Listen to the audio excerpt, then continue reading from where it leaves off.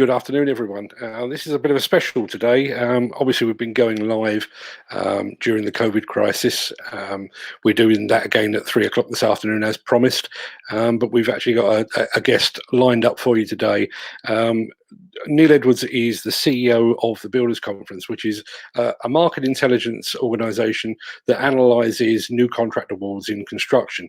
Now, I don't know anybody with their finger more firmly on the pulse of the industry. So if I just click the right button, hopefully we can get Neil on board. Morning, Neil.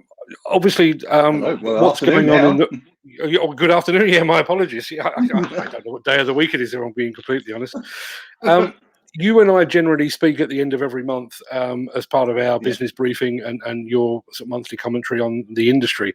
And we've been through a few highs and lows together over the years. This one has come completely out of left field, hasn't it? Oh, well, literally, we were sitting down last month and we were slightly talking about it because we obviously knew about the elements in Italy and China and places like that. But this is just broadsided us. Nobody could have ever even judged what was going to happen. And literally on a day-by-day, hour-by-hour basis, things change. So predictions are very difficult to look at in the future, really. We saw 2 days ago. I think the news is travelling so fast these days. I can't even remember what day it is, but I think it was 2 days ago now that Boris Johnson announced a national lockdown, and gradually that's evolved. The bit that seems to have been left out of that to a large degree is construction. I realise that construction workers are considered key workers. Frankly, under normal circumstances, I too would consider them key workers. But we are in a different world today, and I think certainly my LinkedIn today has been filled with news of construction and demolition companies up and down the country that have taken the decision on their own, without government backing, to actually say, okay, enough's enough, for the safety of our workers and for others, we're closing the sites. What's your take on that? I think it's going to happen. If I was to be honest, I think probably it should have been a rule for the construction industry as well, but with the exception of probably hospitals, schools, and significant infrastructure projects. But saying that, Crossrail has shut as well. So it's the uncertainty that people don't like, and that's what we've got at the present moment in time in the construction sector. What we don't want is those people suffering through no fault of their own, but what they're trying to go to, because they are, most of them or a lot of them are self-employed. There isn't guidance on that notice just yet, so they still have to feed their families, pay their mortgages, pay their bills, pay their rent, pay whatever. So I think really it should have been a golden rule for them as well to shut down sites. And today we've seen that the Calpines have said they're shutting their sites. I know a significant number of the housing spec housing companies are shutting their sites, and I applaud them for that, and I applaud the contractors such as the demolition, the ground workers, and people like that who are also taking that stance, because we wouldn't, and I've read some of your articles as well, we wouldn't put them near the edge without any safety harness or any safety barriers. So why are we putting them on the edge near this virus, making them go up to town, travel up to London or wherever? In what it seems like some of the tube chains are overcrowded at the present moment in time. I think that's actually a very important point that you've made there. Is, by and large, construction and demolition sites tend to be self-contained. They're behind a hoarding and everything else, and it's easy to look at that and say it's contained and we can control things there. But the guys and the women that are working on site have got to get there. They've got to find somewhere to buy their lunch or eat their lunch or whatever it might be. So there is exposure at both ends of the day and probably in the middle as well. So I like you. I mean, I just applaud those that have taken the bold decision to say, for the safety of everyone, we have shut up shop. Now, during my introduction to you, I mentioned the fact that you are the man with his finger on the pulse of the construction industry. You watch the stats very, very closely.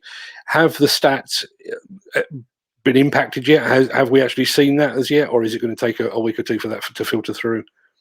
I still think it's going to be a week or so before it filters through. This month itself, already we're nearly £6 billion worth of construction contract awards that we've researched which is exceptional, another exceptional month. And so how do you actually square that? I don't know. I really don't know. The positivity is good. There are still tenders coming through, and we put on. I just have a look now. Literally, it's live information here. Since Monday, which is when we decided. Actually, Friday we shut the offices and we made sure that all staff could work from home. But since Monday, we've put on 123 projects worth £2.3 billion. Now, they range from contract awards to post-tender to pre-tender, as we call them, or to tenders, etc. So it hasn't really slowed just yet, but I don't want to say it, but I think it will, but naturally anyway, because of Easter. But what you do also get from Easter is, well, sorry, the beginning of April, you obviously have a new financial year. So there's quite a few tenders for the local authorities that will be waiting to be delivered from, is it the 5th or the 6th of April this year? Because that's the new financial year. So they'll be going out on portals, hopefully. Because what we can't do is just stop. Because there is got to be there is an end to this tunnel.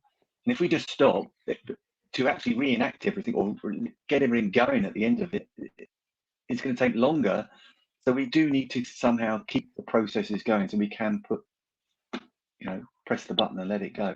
I do know, I've heard from a couple of our main contractor members, they're receiving information from their clients. One of them being one of the London boroughs, has actually asked them to say, look, rather than you are on our framework, and rather than you being one of 4 contractors that usually tender once again on the framework for a particular project, you'll be the only one, and therefore they're not going to competitive tender as much to make sure the projects can start as quick as possible. And that's reassuring as well for those contractors that have been told that must offer some reassurance that there is a bit of light at the end of the tunnel anyway. Yeah, and that's what we need is some hope, because at this present moment in time there isn't much hope. Well, there is hope, but all the more good news stories out there will give us even more hope, because we are all struggling. I've been, obviously this is the 3rd day of being in the house or whatever. And you're still clean shaven. That's remarkable. Well, I did that just before I come and speak to you, actually. Don't talk to me in sort of like 4 weeks' time when the hair's gone.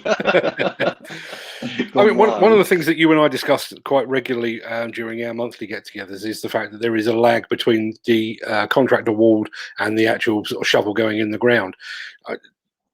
Obviously, any impact that we see on the BC Live League table today on new contract awards will actually hit 2, 3, possibly even 4 months down the line. So, we could be in for a pretty tough summer, couldn't we? We could. I think in my own social circles, we're kind of saying to ourselves, is summer cancelled in 2020? And probably it is. We all like to go on holiday. We all like to have a relaxation, but this has never been seen in any living lifetime so far. This type of, well, not the virus, but the lockdown itself. Probably we just have to take a breath for a year and all do it in 2021. Yeah, one of the things that I noticed online today is the fact that I think it was a brick manufacturer of shut up shop. You and I have spoken at length about brick shortages and that kind of thing. That if they are shutting up shop, chances are they're not going to just press the button and suddenly produce millions of bricks that we might need. Particularly for the house building sector, which has kind of carried the construction industry through for the last few years. So even allowing for the lag that you and I normally talk about, there could be a further lag on top of that as well, couldn't there? Absolutely. Procurement of materials is going to be significant because we don't produce as many materials as we'd like to think we do. If you're looking at some of the elements that come from China and places abroad, what's going to be the delay in those periods? China is very heavily involved in the pod manufacture of certain things and also kitchen units, etc., etc. A lot of them do, and furniture. So if they're locked down or have been locked down for this amount of period of time, which is 2, 3, 4 months, the orders that they had then are now only going to be starting today, tomorrow, or whenever. And then the ones that are coming in later on, it's just going to be a knock-on effect. You are going to have, if in any best guess, there's 18 months of disruption. And if brick manufacturers are, we already know that they can put it out to 22, 23 weeks before bricks are actually confirmed, can get on site. So, dear.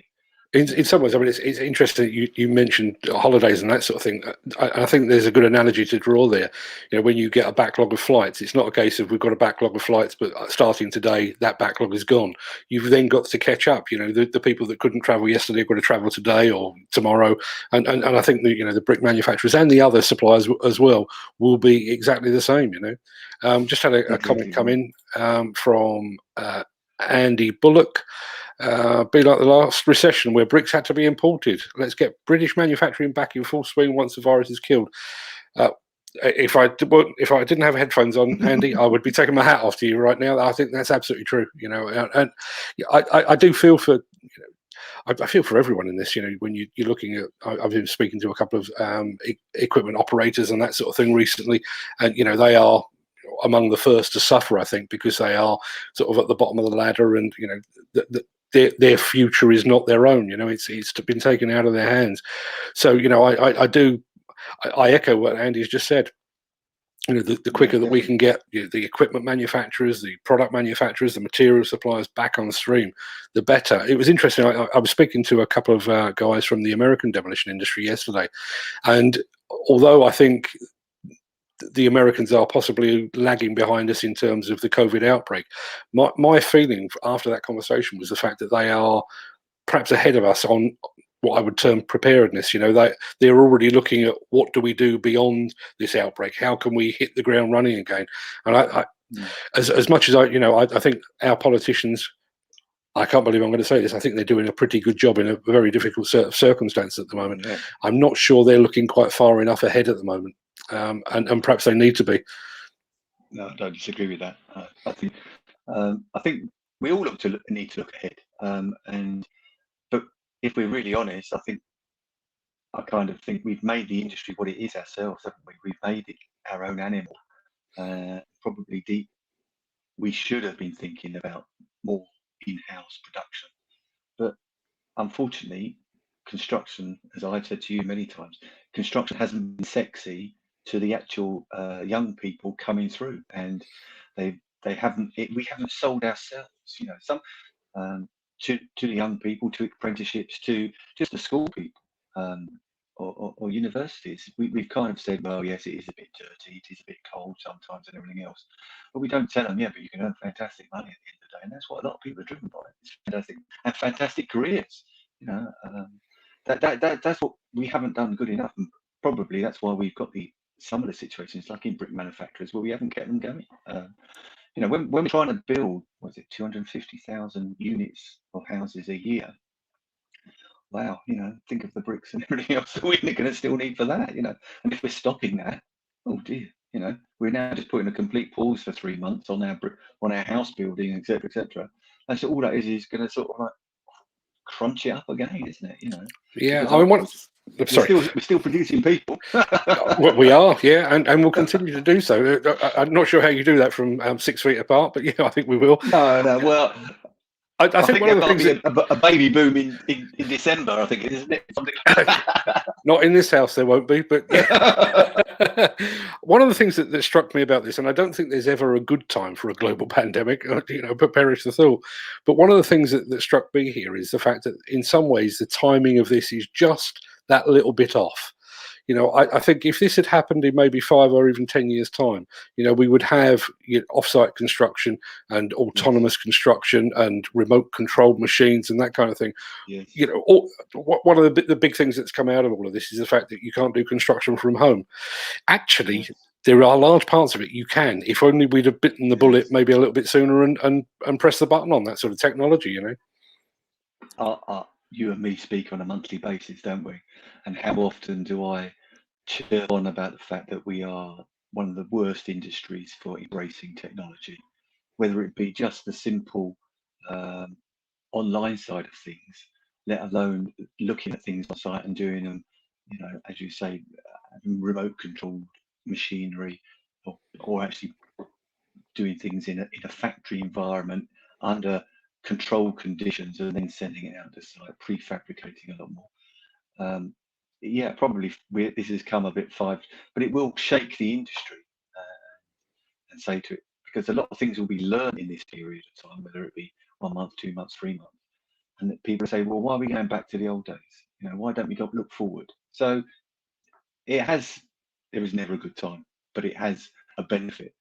And you and I won't be moaning and groaning on a monthly basis that technology isn't being brought into the actual construction industry fast enough.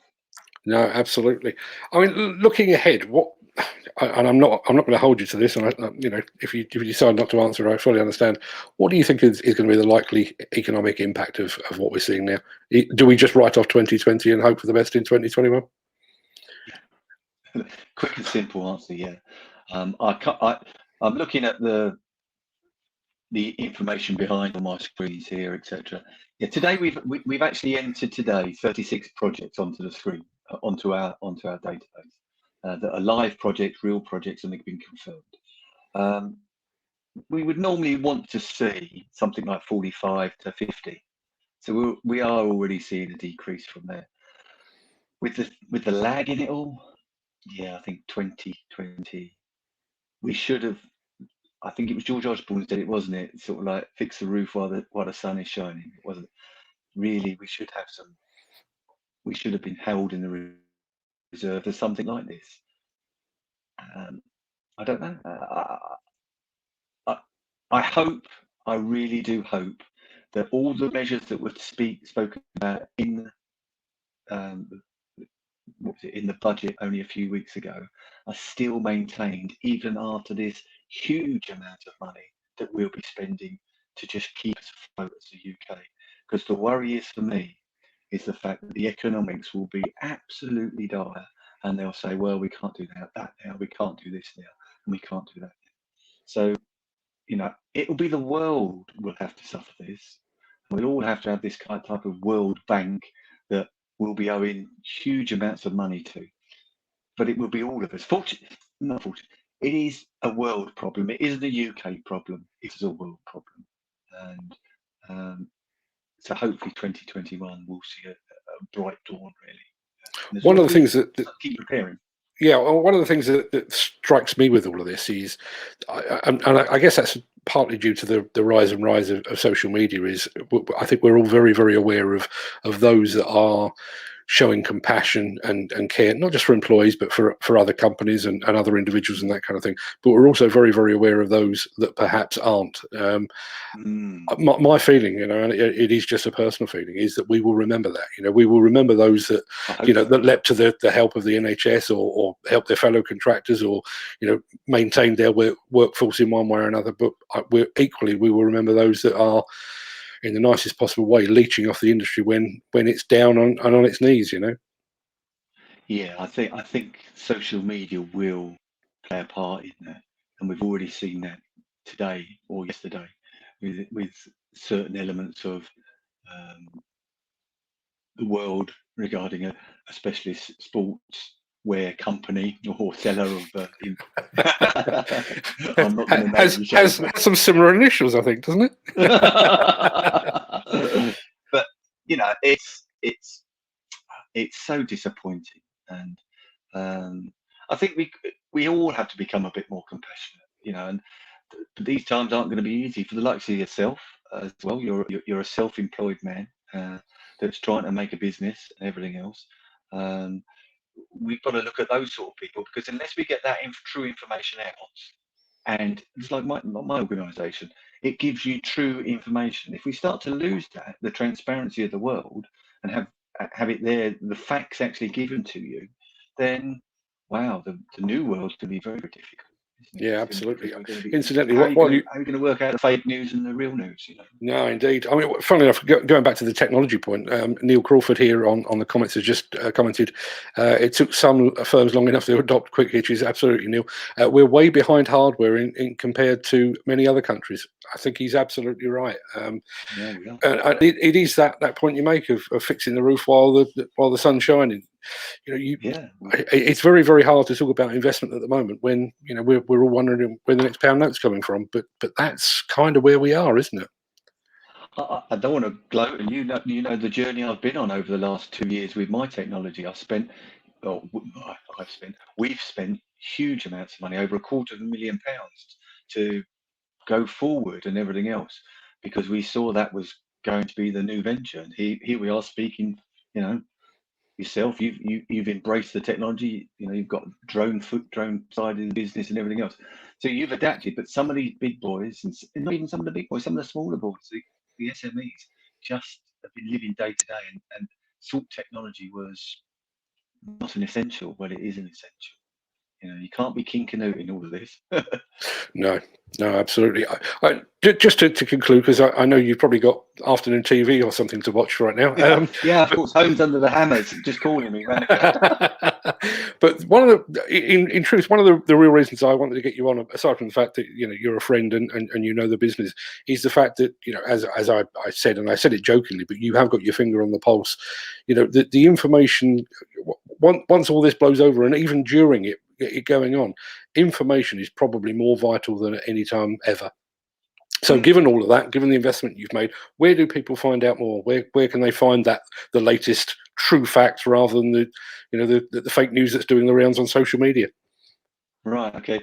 Well, we have a free site, which just tells people, and it is the only unique site in the whole of the world, actually, which has a table of construction contract awards, and it's called bclive.co.uk, and that will give you. I'm a big big football fan like yourself. Well, I like the. You support Crystal Palace, and it doesn't really make you a football fan, does it? No. Stop right there. Yeah, we won't. Well, I do believe that we've come up with a sensible option of finishing the Premier League this year, that the last 3 games that have been played in the Premier League should be taken as the league, and therefore the winner of those 3, the top of the table of those 3 games, actually goes into the European Championships. Sadly, I think we get relegated either way, to be honest. But we finish first. But no, getting back to the real business. We've got to help the industry, because we are a not-for-profit organisation. We built this football league table, or contract award table. So it works exactly the same as when a goal goes in on a Saturday afternoon. The table will change. So as soon as a contractor wins a job, he'll go up, and the others will go down, etc., etc. And that tells you it's the top level information, part of the information of the construction industry. But we obviously got to fund ourselves, and so behind that is a depth of information that is the actual real research of those construction projects, with all the names of the people that are dealing with it, etc., etc. So if people go to buildersconference.co.uk and look on there, there is, under some of the tabs, there is sort of like ask for a demonstration, etc. And we'll give you a demonstration of the site, which is behind a wall, a firewall, and then you become a member. You pay to become a member. And we've got approximately 800 members across the UK. Some are in Ireland, actually, as well. And they pay us a fee. And we supply our information to the likes of, well, we didn't know this, but it's just happened to us. The Bank of England, Build UK, all the big elements. We only give them the top level of information. But if you want to become a member yourself, just ask for a demonstration online, and we'll do that for you. I don't know if you've still got your screen switched on, but it'd be interesting to know who is top dog at the moment, and are they one of those that have called a halt to their sites today, I wonder? Morgan Sindall are top dog at the moment. They're just under £400 million worth of work. I haven't heard yet. I haven't heard about Morgan Sindall. I've seen a fair few, but not their name mentioned quite yet. No, Balfour's are second. Well, I'll give you the top 10 as it reads this second. Morgan Sindall, Balfour Beatty, Bowmer and Kirkland, Costain, Waits, Redrow, Winvic Construction, ISG, Kears and Barrett's. So I know for a fact that Waits and ISG have definitely closed their sites. And I know that Barrett's and Redrow have as well, the housing sector. But I haven't heard too much of the others just yet, whether they're keeping essential sites open. Because there's also, I know it's quite. You've also got to lock these sites up and actually securely lock them up, because you've got to look on the health and safety side of that side as well. Because a lot of these sites do have security guards full time on site as well. And you've got to protect them. So this virus isn't going to get rid of the bad people in the world, because they're still going to try and steal plant, etc., etc. So there's a lot of, to close down a site, you just can't lock the key and all go home. There's a lot of decommissioning, taking things down and making sure that sites are safe. Because if they are going to be shut for 3-4 weeks, you have to protect yourself in a governance and in an insurance basis, because you know as well as I do, people don't, just because there's a gate there, that doesn't stop them climbing over it. No, certainly We've not. done some articles on it on free runners, etc., etc. They're the less said of them, the better, really. So just to conclude, as I say, I don't want to stand between you and homes under the hammer. What is the situation with Builders Conference at the moment? I know you've closed the office. Is there a set date that you're expected to come back, or are you just monitoring the situation as you go along? We're just monitoring the situation. All staff, because of, fortunately, the investment we did 2 years ago and keep doing, all staff are based at home. But we will be based at home until it is going to be a safe time that the government actually tell us we can start to return to work. But we're obviously dependent on people at the other end of the telephone as well. And if they start to diminish, we're obviously online and everything else. But if they start to diminish, I'll have to look at it again. And it's like everything, we all, every day is different, isn't it? You wake up and you're keeping your fingers crossed for good news, and that's what we'll do. But you just have to be agile, and that's, smaller businesses like ourselves, like yourselves, are agile, and that's what you need to be able to move with the time. Some of the bigger businesses will be struggling in this because they won't be able to move as quick. But being the size we are, being what we do, and because people like speaking to us, they still want to speak to us because they're bored at home. So, do you know, I mentioned this yesterday on the podcast. That's been one of the real eye openers for me. The number of phone calls I've had over the last week or so. And I'm a journalist. People usually phone me with news or gossip or they've just phoned for a chat because there's nothing else to do. They're either looking at the website and I've pressed a button or struck a chord or whatever it might be, or they just fancy a chat.